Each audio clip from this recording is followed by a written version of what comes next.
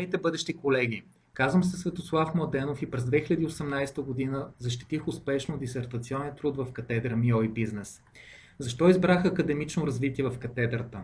Като анализатор в международна компания, отговаря за пазарни проучвания, икономически анализи за развиващи се страни, изборът на докторантура в катедра МИО и бизнес беше повече от естествен.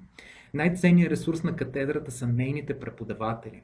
По време на моето обучение имах възможността да обменям опит и знания с доказани професионалисти в своята област, като професор доктор на икономическите науки Бистра Боева и доцент Иван Стойчев. Техните напътствия се оказаха безценни не само за подготовката на моята дисертация, но и за последващото приложение на резултатите от нея в практиката. Трябва да откроя ролята на моя научен ръководител, главен асистент Светомир Цанов, който дори в най-трудните моменти успяваше да ме мотивира и да ми даде нужните насоки за успешен завършек на дисертацията. Трябва да отбележа, че обучението в катедра МИО и бизнес умело съчетава теорията и практиката.